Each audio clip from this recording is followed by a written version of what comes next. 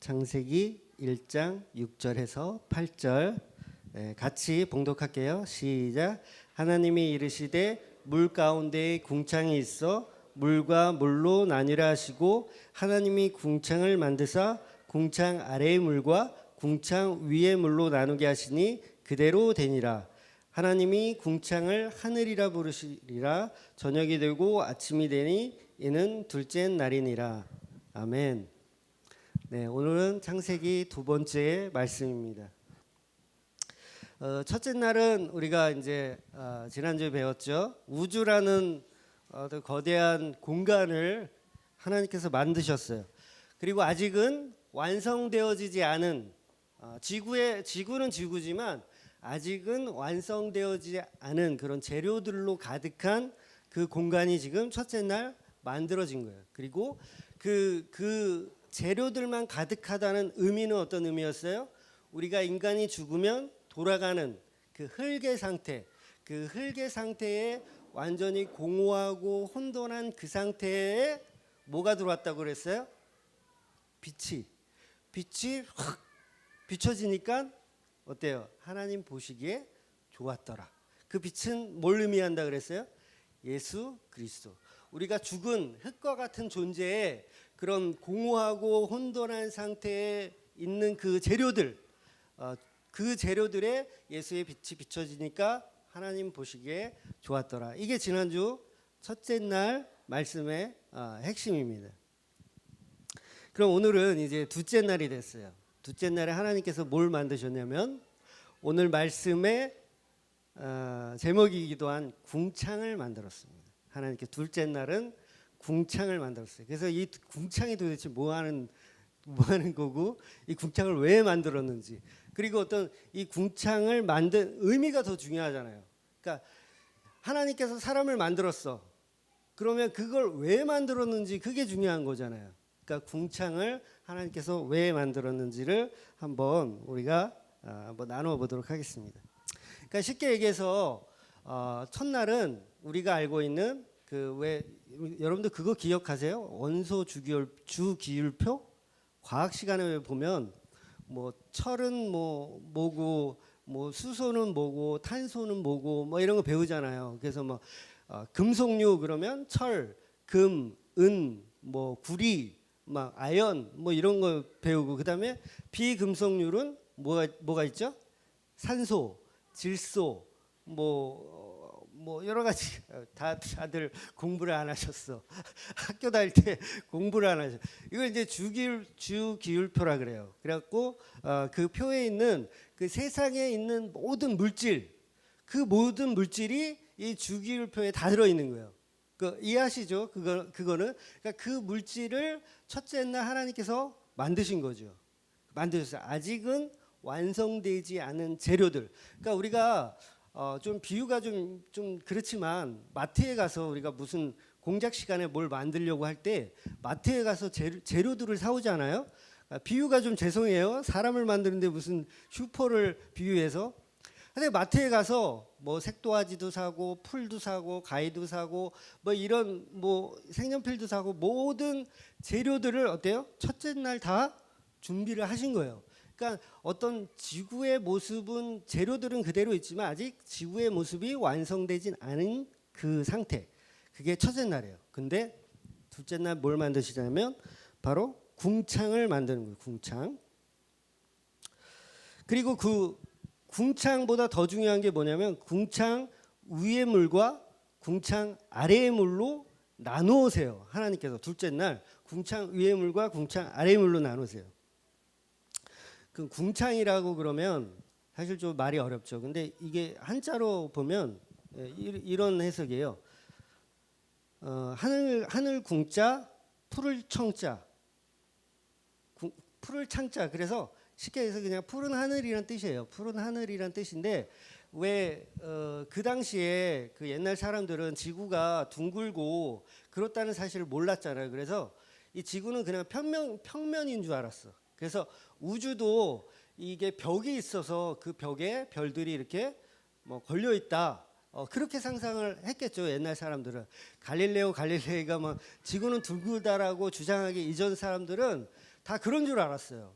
그래서 여기서 말하는 궁창은 쉽게 해서 그냥 하늘 벽이다라고 생각하시면 돼요. 그러니까 과학적으로 얘기하면 수소와 산소, H2O 이런 것들이 우리가 공기 중에 다 있잖아요. 녹아져 있잖아요. 여기 산소도 있고 질소도 있고 그걸 우리가 마시면서 호흡하는 거죠.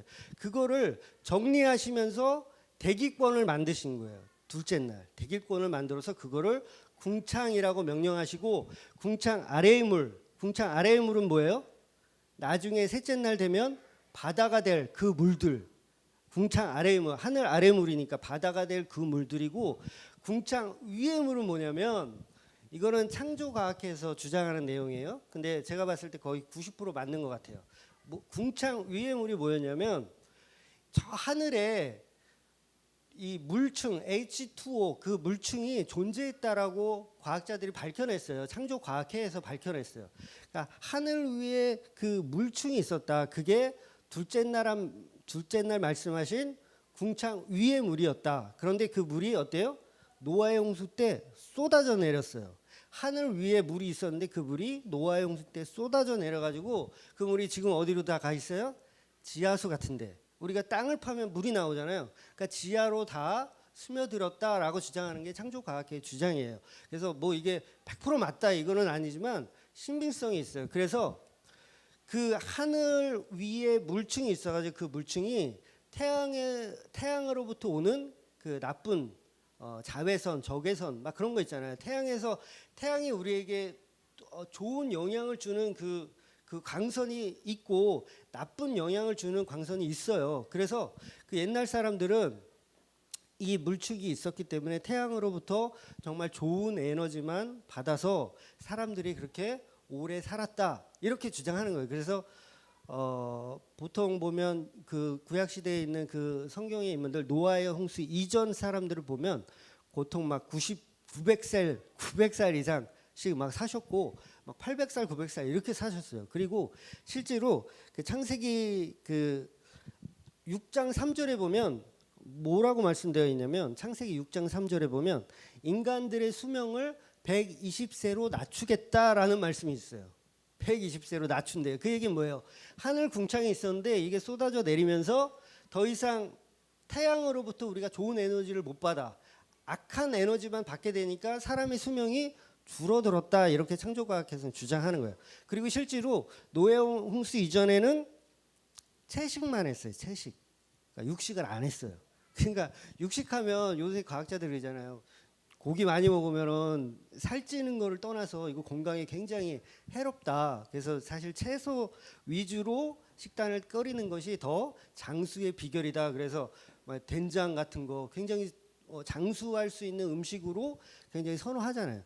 그래서 실제로 창세기에도 120살로 수명을 낮추겠다라는 말씀을 근거로 해서 그때는 궁창 위에 물이 있어서 그 물이 우리를 보호해주는 역할을 했다라고 주장을 하는 겁니다. 근데 이제 의미가 중요하잖아요. 그게 이제 진짜 뭐 그랬던지 어떤지 그걸 일단 떠나서 의미가 중요한 거죠. 왜 궁창 아래의 물과 궁창 위의 물을 나누었는지를 보자는 거죠. 우리가 물을 나누었다라는 거를 성경 속에서 찾아보면 우리가 쉽게 아는 홍해를 갈라는 사건이 있어요. 자, 홍해를 갈랐다라는 것은 물과 물을 서로 분리를 시킨 사건이에요. 홍해 때도 그랬고 요단강을 건널 때도 물과 물을 서로 갈랐어요. 그리고 둘째 날 오늘 창세기에 있는 그 둘째 날에도 하늘 위의 물과 땅 아래의 물을 서로 분리시킨 그 모습을 우리가 발견해요. 그러면 우리가 힌트를 얻을 수 있겠죠. 과연 이 궁창의 물을 하나님께서 왜 가르셨는지, 그리고 왜 궁창이라는 것을 굳이 만드셔서 그 물들이 서로 만나지 못하게 하셨는지 그걸 보자는 거예요. 자, 홍해를 우리가 이스라엘 백성들이 홍해를 건넜다는 것은 우리가 뭘 의미하죠? 하나님께서 애굽에서 이제 가나안 땅으로 구원시키려는 그 계획을 성취하신 일이잖아요. 이제 구원했다, 건져냈다 그런 의미에서 홍해를 가른 거예요. 하나님은 홍해 앞으로 그들을 몰고 가실 필요가 사실 없어. 굳이 홍해를 그 힘들게 바닷물을 이렇게 갈라가지고 이스라엘 백성을 건널 필요가 없어요. 그냥 돌아가면 돼. 아주 인간적으로 쉽게 돌아가면 되지만 하나님께서 홍해 가르는 사건을 보여주시기 위해서 글로 데리고 가신 거예요. 이스라엘 백성. 그 얘기는 뭐예요? 이 갈라진다라는 의미는 구원을 의미하고 거듭남을 의미하는 거예요. 그죠? 이해되시죠? 요단강 건널 때도 마찬가지고 이제 새로운 새 땅을 가야 할 때 우리가 물을 분리해서 가야 할 의미가 분명히 부여되어 있다라는 거죠. 자, 거듭난다는 뜻이 뭐죠? 다시 태어난다는 거예요. 그래갖고 그 니고데모가 예수님께 찾아가서 어떻게 해야 거듭납니까, 사람이? 그랬더니 뭐 어머니 뱃속에 다시 들어갔다 나와야 됩니까? 뭐 이렇게 질문을 해요. 근데 예수님께서 뭐라 그래요? 네가 물과 성령으로 거듭나야 된다고 말씀하시죠. 그러니까 이 물은 두 가지 의미가 있어요. 심판의 의미도 있고 그다음에 사람을 살리고 거듭나게 하고 구원의 의미가 두 가지 의미가 다 존재해요. 잔잔한 호수가 있어요. 너무 아름답죠. 거기 오리 한 마리니까 좀 정서가 없다. 한 10대 마리가 이렇게 끼룩끼룩하면서 잔잔한 호수를 지나가요. 해질녘 얼마나 멋있어요. 근데 그 멋있는 그 호수도 우리가 그 안에 빠져버리면 죽어요. 두 가지 측면이 다 있는 거예요. 물이라는 존재는 심판과 구원의 두 가지 의미가 다 있어요. 우리가 물로 세례 받을 때 물을 머리에다 이렇게 해가지고 세례를 받잖아요. 좋은 의미의 물. 그러나 이 물로 우리는 심판을 받을 수 있다라는 거예요. 그 대표적인 게 이제 노아의 홍수 사건이겠죠. 요거 이제 중요해서 제가 말씀드리고 넘어가려고 그래요. 뭐냐면 여기 이제 교회를 많이 다녀보신 분들도 계시니까 지구를 언제 만들었어요? 라는 질문을 드리면 기독교인들은 고민에 빠져요. 왜냐하면 성경이 없거든요. 성경에 지구를 언제 만들었다는 얘기가 구체적으로 없어요. 그래서 고민에 빠져요. 그래서 대부분 그냥 땅을 셋째 날 만들었으니까 땅이 셋째 날 보면 땅이 물에서 이제 분리가 되거든요. 그래서 치고 올라오거든요, 땅이. 그래서 그게 바다가 되고 흙이 돼. 그래서 지구는 셋째 날 만들었어요. 이렇게 얘기하는 사람이 한 70% 될 거예요. 그리고 저처럼 첫째 날 만들었어요. 얘기하는 사람이 한 30% 돼요. 근데 제가 왜 이거를 물어보냐면 가끔 이단들이 그런 질문을 하는 거예요. 왜냐하면 이단들은 재창조설이라는 걸 믿거든요. 그게 어떤 거냐면 지구는 이미 6일 창조 이전에 있었다라고 주장하는 거예요. 보통 여호와 증인이 그렇게 주장하고 신천지도 아마 그렇게 주장하는 걸로 알고 있어요. 그래서 이전부터 사실 지구가 있었는데 이 하나님께서 만들었다가 실패해가지고 싹 다 저거 하고 다시 재창조했다 이런 설이에요.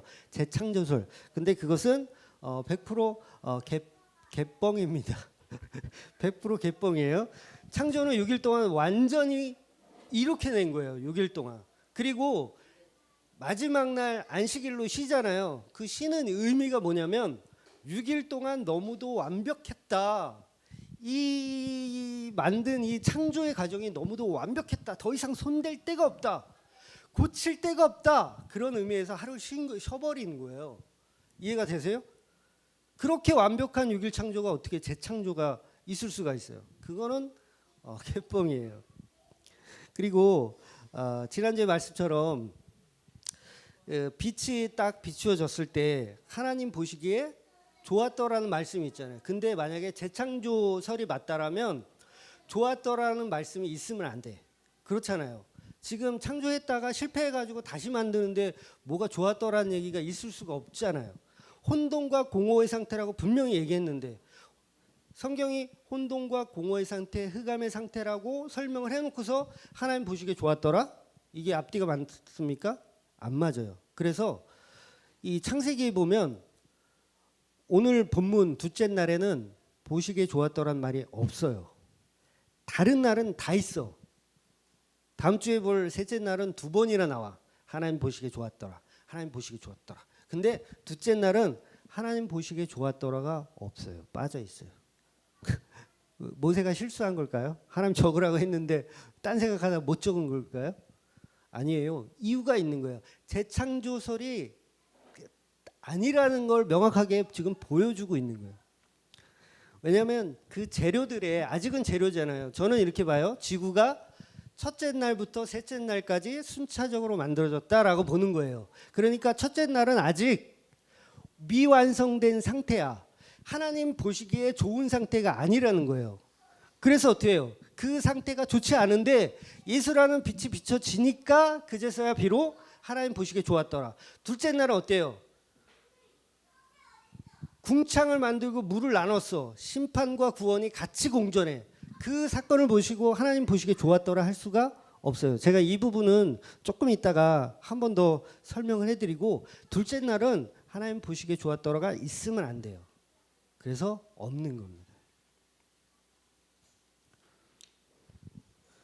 8절 한번 읽어볼게요. 하나님이 궁창을 하늘이라 부르시니라. 저녁이 되고 아침이 되니 이는 둘째 날이라. 궁창 위의 물을 조금만 더 제가 이야기를 해볼게요. 성경에 이 물은 두 가지 성질이 있다 그랬어요. 심판의 성질이 있고 구원의 성질이 있고 두 가지 성질이 있다 그랬어요. 그래서 요한복음 7장 38절 보면 나를 믿는 자는 성경의 이름과 같이 그 배에서 생수의 강이 흘러나리라 하시니, 분명히 잔잔한 호수는 아름답지만 그곳에 우리가 빠지면 죽는 거예요. 심판받는 거예요. 오늘 궁창이 하늘 위에 떠 있습니다. 이거는 노아의 홍수 때 쏟아지는 물이에요. 노아의 홍수 그 사건을 읽어보시면 어떻게 표현되어 있냐면 하늘의 창문이 열려서 그 창문을 통해서 물들이 쏟아졌다 이렇게 표현을 해요. 그러니까 그냥 단순히 비가 왔다 이 정도 수준이 아니라 창이 열려서, 그러니까 닫고 있던 그 창이 뭐예요? 궁창이잖아요. 궁창이 열려버린 거야. 궁창이 이렇게 하늘 위에 심판의 그 물들을 떠받치고 있었는데 이게 어때요? 하나님이 이제 나 심판해야겠다라고 결정을 하시니까 이 궁창이 창문을 열어버리고 그 물이 쏟아져 내려서 어때요? 인류가 노아의 그 8 식구만 빼고 다 수장이 되는 거예요. 자, 그러면 여기서 그동안 궁창의 존재를 이 사람들은 봤어요. 그죠? 우리는 지금 쏟아져 내린 시대에 사니까는 볼 수가 없지만 그 당시 사람들은 분명히 궁창을 봤을 거란 얘기죠. 자, 이 궁창을 떠받치고 있어요. 자, 이게 성경에서 무엇을 얘기하는 거냐면 바로 역시 예수 그리스도를 이야기하는 거예요. 예수 그리스도가 쏟아질 그 심판을 떠받치고 있는 거예요. 뭐예요? 십자가예요. 십자가. 이게 십자가. 예수 그리스도의 십자가가 쏟아질 그 심판의 궁창을 떠받치고 있는 거야. 그러니까 십자가에서 예수님이 죽고 있는 사건과 동일한 거예요. 여러분 패션 오브 크라이스트라는 영화를 보면 제가 전에도 한번 말씀드렸지만 예수님께서 다 이루었다 하고 십자가상에서 돌아가실 때 하늘에서 물 한 방울이 이제 하나님의 눈물로 표현한 거예요. 물 한 방울이 크로즈업 돼가지고 땅으로 떨어지는 걸 그대로 감독이 찍었어요. 이렇게 떨어지면서 땅으로 팍 떨어지는 그 첫 방울, 그걸 하나님의 눈물로 표현하셨거든요.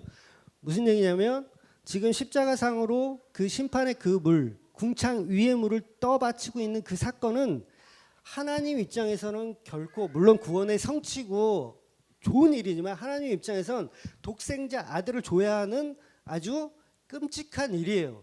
그러니까 둘째 날 하나님 보시기에 좋았더라 이 말씀이 없는 거예요. 이제 완전히 이해가 되시죠? 그 예수님의 십자가가 그 심판을 지탱하고 있는 고통의 모습이기 때문에 그 말이 없는 거예요. 만약에 이 성경이 그냥 소설로 쓰여진 거고 아무런 그냥 생각 없이 쓰여진 거라고 한다면 운율에 맞게 첫째 날도 있어요. 하나님 보시기에 좋았더라. 셋째 날도 있어. 넷째 날도 있고 다섯째 날도 있어. 여섯째 날도 있고. 그 운율에 맞춰서 둘째 날도 분명히 있어야 돼요. 근데 이것은 하나님이 쓰신 책이기 때문에 정확하게 빠져 있는 거예요. 여기는 없어야 돼. 왜? 내가 심판의 물과 생명의 물을 분리한 그 작업을 한 거니까. 심판과 구원을 분리한 그 작업을 했는데 하나님 보시기에 좋을 수가 없죠. 좋을 수가 없는 거예요. 여러분 아이들이 말을 안 듣고 요새는 뭐 이렇게 체벌 같은 걸 잘 안 엄마들이 요새는 체벌 같은 거 안 하는데 저희 어릴 때만 해도 체벌 같은 걸 많이 했어요. 저희 엄마도 막 이 뭐죠? 그 배드민턴 채로 막 저를 때리시고 막 그랬어요. 어릴 땐 다 그래요. 그런데 생각을 해보세요. 이 부모가 아이 회초리 만들 때 기쁨으로 야 이거 빨리 깎아가지고 우리 아이 채찍에 사용해야지 막 혼낼 때 회초리로 사용해야지 아 즐거워 이렇게 하실 부모가 있나요? 없어요. 마음이 아프지만 안 할 수는 없고 그런 마음으로 둘째 날이 만들어진 거예요. 궁창이 만들어진 거예요. 창세 때 이미 예수 그리스도의 구속사가 다 들어있는 거예요. 첫째 날 빛이 비춰졌다는 것 예수 그리스도의 구속사라고 제가 설명드렸죠. 둘째 날 그 혼돈의 상태 아직 완성되어지지 않은 주기율표에나 있을 철, 금, 은, 산소, 질소, 탄소, 수소 이런 것들만 그냥 짬뽕 되어져 있는 이 땅에 이제 분리를 시키는 거기에 예수 그리스도의 심판과 구원을 집어넣은 거예요. 계시해 놓은 거죠. 출애굽해서 나왔어요. 이제 물이 다 갈라져서 지금 떠받치고 있는 상태죠. 궁창이 떠받치고 있는 거예요. 그래서 이스라엘 백성이 다 건너갔어요. 근데 애굽 사람들이 병마를 타고 이 칼과 총은 없었구나. 칼과 이 창을 가지고 쫓아와요. 죽이려고. 근데 어때요? 물이 서로 만나 버렸어. 하늘 위의 궁창과 땅 아래 궁창의 그 하늘 위의 물과 땅 아래 물이 만나 버렸어요. 어떤 일이 일어나요? 애굽 사람들이 다 수장되어 죽어버리는 거예요. 이 물은 만나면 안 돼요. 만났어요. 다 죽어버리는 거예요. 출애굽기 14장 28절 물이 다시 흘러 병거들과 기병들을 덮되 그들의 뒤를 따라 바다에 들어간 바로의 군대들 다 덮으니 하나도 남지 아니하였더라. 하나도 남지 않았어. 하나도. 그래도 그 중에 한 명은 좀 이렇게 수영을 잘하거나 좀 해서 살아야 되잖아요. 그렇잖아요. 이게 그냥 하나님이 하신 일이 아니라면 그냥 사고였다라고 한다면 살아야 돼. 몇 명은. 죄송하지만 세월호 얘기를 좀 하면 세월호 사건에 모든 사람이 다 죽지 않았잖아요. 살아난 친구들도 있어요. 그죠? 분명히 살아난 친구들이. 왜냐하면 그건 사고였기 때문에 그런 거예요. 사고였기 때문에 산 사람도 있고 죽은 사람도 있는. 근데 이 애굽의 이 사건은 하나님이 개입하신 거기 때문에 한 사람도 살지 못했어요. 뭘 의미해요? 지옥은 그런 곳이라는 걸 의미하는 거예요. 한 사람도 다시 살아올 수가 없어요. 한번 가면 다시 살아올 수가 없어요. 제가 이런 무서운 얘기는 잘 안 하는데 흐름상 좀 말씀드렸고요. 모세는 예수님의 모형으로 살아난 사람이죠. 예수님의 모형으로 살아난 사람이에요. 그래서 이 홍해를 갈랐다라는 것은 사실은 이 모세가 한 게 아니에요. 모세가 한 게 아니고 예수님의 예표가 되어서 사실 예수님이 그 홍해를 갈르신 거예요. 구원과 성취 그리고 심판을 예수님을 통해서 다 이루어진다라는 거죠. 무장한 그 사람들이 얼마나 자신감이 있었을까요? 이스라엘 백성들은 다 민간인이야, 민간인. 뭐 칼도 없고 총도 없고 수류탄도 없어. 아무것도 없는데 우리는 장비가 아주 출출해. 말도 있고 병거도 있고 가서 이제 쫓아가서 이제 다 쓸어버리면 돼. 얼마나 자신 있었을까요? 그런데 어때요? 그렇게 하지 못했어요. 한 명도 살아남지 못하고 다 심판을 받았다는 거죠. 예수라는 그 궁창이 없는 상태는 살아날 수가 없는 거죠. 결국은 심판을 받는다는 얘기예요. 그들은 알지 못했을 거예요. 막 병거 타고 말을 타고 쫓아갈 때는 전혀 알지 못했을 거예요. 자기들이 죽을 거라는 것을. 예수 믿지 않는 사람들, 그리고 예수 믿는 사람들, 어쩌면 그냥 외관상으로 딱 봐서는 별로 티가 안 나요. 그죠? 예수 안 믿는 사람들이 어쩌면 더 잘 살아요. 그죠? 더 부자로 살고 더 좋은 차를 타고 다니고 더 좋은 집에서 살고 막 그래요. 그런데 그들은 알지 못하는 거예요. 자기들의 끝이 어디에 있다라는지 모르고 있어요. 그 물이 다시 덮인다는 사실을 모르고 있다라는 거죠. 이해되십니까? 이게 이해되셔야 돼요. 제 설교는요, 이제 좀 몇 번 들어보신 분은 이제 감 잡으셨죠. 제 설교는 다 예수 그리스도로 끝나요. 그러니까 어떤 분은 딱 한 사람 있어요. 너무 보수적인 설교다. 맨날 예수 얘기만 하냐. 딱 한 사람 그런 얘기 하시는 분이 있더라고요. 근데 아니에요. 지난주에도 말씀드렸지만 예수 그리스도가 빠진 건 그건 설교가 아니고 그냥 인문학 강의, 윤리 도덕 강의, 철학적 강의에 불과해요. 예수 그리스도가 없으면 그건 설교 아닙니다. 그건 그냥 저기 여성회관 가가지고 공부하는 게 나. 아니면 우리 다문화 복지관 가서 우리 강사님 모셔놓고 공부하는 게 나. 더 많은 지식과 더 많은 걸 배워요. 저 얼마 배우지도 못한 사람한테 뭘 배울 게 있어. 저는 오직 예수 그리스도만 전하는 사람이에요. 그것 때문에 제가 신학을 하는 거고 그것 때문에 제가 목사가 된 거예요. 제가 무슨 여러분들한테 확 윤리적으로 도덕적으로 그런 걸 가르칠 만한 사람도 아니고 가르쳐서도 안 돼요. 예수 그리스도 전하는 거예요. 예수 믿는 사람 저만 그런 게 아니라 여기 계신 여러분들도 마찬가지예요. 내가 교회 다니고 하나님의 은혜를 받았어? 그러면 전해야 하는 건 오직 예수 그리스도밖에 없는 거예요. 막 성경이 첫째 날은 뭐 만들었는지 알아? 막 이렇게 막 자기 자신을 막 이렇게 지식적인 걸 자랑할 필요가 없는 거예요. 아무짝에도 쓸모없어. 여러분 천국 갈 때 성경고사 봐가지고 80점 이상 맞아야 천국 가나요? 아니에요. 아무것도 몰라도 천국 갈 수 있어요. 오직 예수 그리스도를 통해서만. 그 궁창을 통해서만 갈 수 있는 거죠.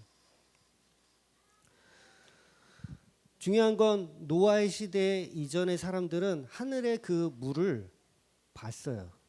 저 물이 하늘에 떠 있구나. 저게 쏟아지나? 막 이런 생각을 안 했겠죠. 그러니까 노아가 산 위에서 배를 막 만들고 있을 때 아마 놀렸겠죠. 저 미친놈이다.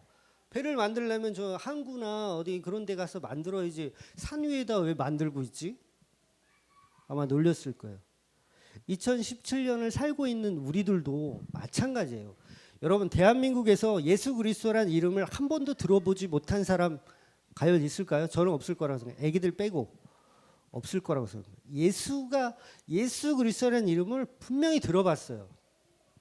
노아 시대 이전 사람들이 하늘의 궁창, 그 궁창 위에 그물이 있다라는 사실을 알고 있었어요. 분명히 들어봤어요. 보고 있고. 근데 그게 쏟아질 줄은 몰랐죠. 정말 쏟아져 내릴 줄은 몰랐죠.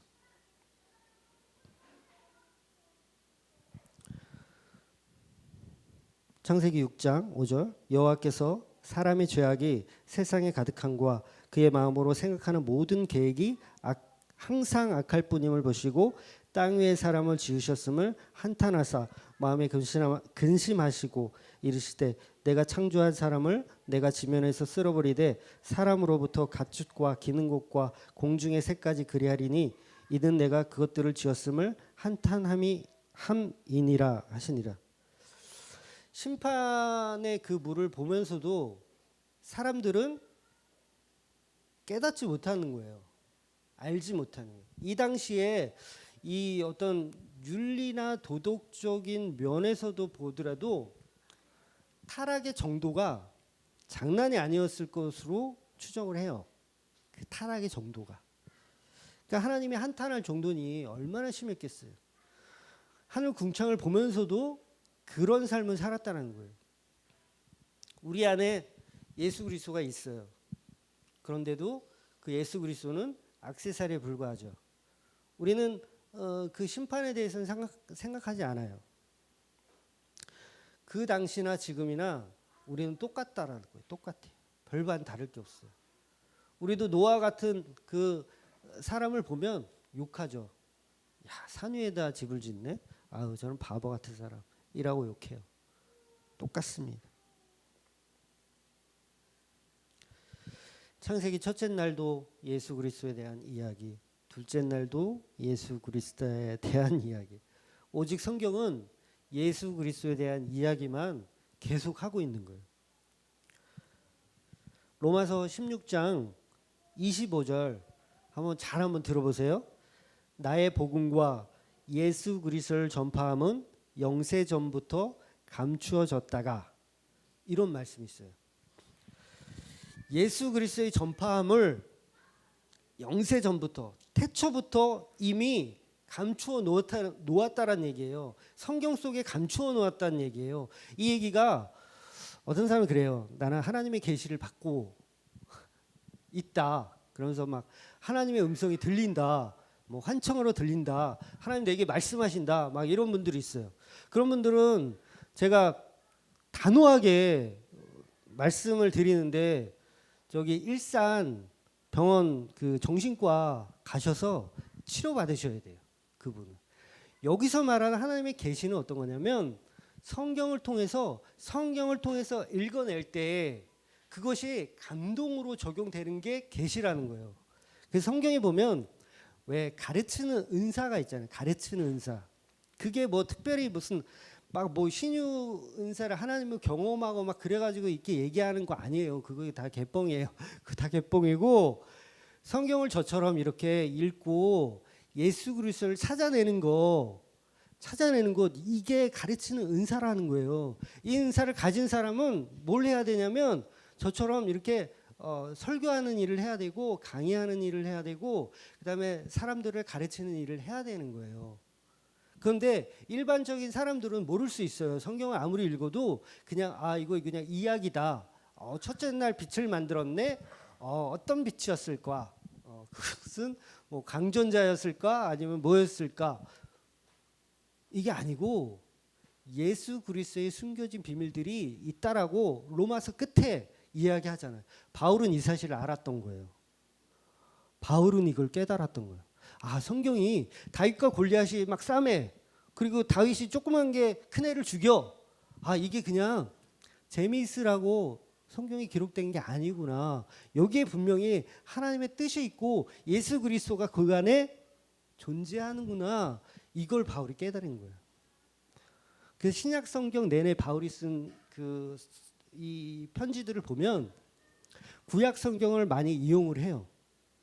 그리고 이 구약 성경의 모든 이야기들은 결코 그냥 이야기가 아니라 숨겨져 있는 예수 그리스도의 이야기를 태초부터 전하고 있는 거다. 이렇게 말씀하고 있는 거예요. 로마서 16장 26절 더 읽어볼게요. 이제는 나타나신 바 되었으며 영원하신 하나님의 명을 따라 선지자들의 글로 말미암아, 선지자의 글은 뭐예요? 구약에 있는 그 선지자들 얘기하는 거예요. 구약 성경. 그 선지자들의 글로 말미암아 모든 민족이 믿어 순종하게 하시려고 알게 하신 바 그의 신비의 계시를 따라. 신비의 계시를 따라. 이 계시가 뭐예요? 하나님이 막 환청 들려주고 이런 거 아니라고 했어요. 그런 거 들리시면 병원 가시면 되세요. 그리고 이 계시는 말씀을 통해서, 성경을 통해서 깨닫게 되는 그것을 얘기하는 거예요. 이 복음이 너희를 능히 견고하게 하시고, 이 말씀을 통해서 깨달음이 있고 이 말씀이 내 안에 들어오면 어때요? 내 믿음이 견고해진다는, 견고해진다. 27절 지혜로우신 하나님께 예수 그리스도를 말미암아 영광이 세세 무궁토록 있을지어다. 아멘. 이렇게 끝나는 거예요. 바울이 로마서에서 계속 얘기한 모든 것들은 숨겨져 있는 예수 그리스도의 비밀을 이야기하는 거다. 이게 계시다. 이게 하나님의 계시다. 그런 거예요. 오늘 본문이 어쩜 제가 막 궁창 설명하고 그게 뭐 예수 그리스도가 떠받치고 있는 거다 막 이렇게 막 설명하니까 어떤 사람들은 그냥 그래 그렇게 해석해도 뭐 그만이지 뭐 이렇게 생각하실 수도 있어요. 물론 그래요. 근데 중요한 건 태초부터 하나님께서는 분명히 우리를 구원하실 계획을 다 갖고 계셨다라는 거예요. 그걸 알아야 돼요. 그래야지 창세기를 보는 눈이 달라져요. 아, 하나님께서 천지를 만드실 때 이미 구원의 사역과 구원의 일들을 다 그 안에 심어 놓으셨다는 걸 아는 거죠. 이 세상의 모든 물질이 만들어지고 주기율표에 있는 그 물질이 만들어지고 빛은 어때요? 물질이 아니죠. 그건 물질이 아니에요. 어디 담을 수가 없어요. 유리도 막 통과해요. 물질이 아니기 때문에. 그냥 광전자라 그래요. 물질이 아닌 그 존재, 뭐예요? 신적 존재죠. 사실을 따지고 보면 신적 존재, 빛, 그 빛은 예수 그리스도. 신적 존재인 예수 그리스도가 비추어지는 거예요. 다 예수로 끝나는 거죠. 산상수훈 때도 그랬잖아요. 좁은 문 뭐예요? 예수 그리스도. 착한 열매 예수 그리스도. 반석 예수 그리스도. 다 예수 그리스도예요. 예수 그리스도만 전하다가 불장 다 보는 게 목사들이 해야 할 일이에요, 사실은. 근데 막 딴 거 하죠. 막 야동 보지 마세요, 이런 거 설교하고. 윤리적으로 사세요. 남의 거 훔치지 마세요. 이런 거 설교하잖아요. 아니에요. 그거는 옵션이에요, 옵션. 별로 안 중요한 거야. 오늘 말씀을 좀 잘 묵상해 보셨으면 좋겠어요. 잘 묵상해 보시고 이게 영상으로도 나가니까 나중에라도 한 번 더 들어보시면 좋겠어요. 제 설교는 제가 들어도 어려워. 한 2번, 3번은 들어봐야 돼. 들어보시기 부탁을 드리겠습니다. 정말 깊이 묵상해 보시면 하나님의 은혜가 어디에 있다라는 것을 알게 되세요. 하나님 나를 얼마나 사랑하시는지. 태초부터 나를 위해서 그런 놀라운 계시들을 숨겨져 놓으셨어? 이걸 깨달으셔야 돼요. 그럼 우리가 정말 비천해도 막 비궁? 어려운 가운데 빠져 있어도 내가 하나도 두렵지가 않은 거예요. 태초부터 나를 사랑하신 그 하나님이 있는데 내가 왜 힘들어해야 돼? 내가 왜 방황해야 돼? 그렇잖아요. 그런 견고함이 생기시기를 주의 이름으로 축원드립니다. 아멘. 기도하겠습니다.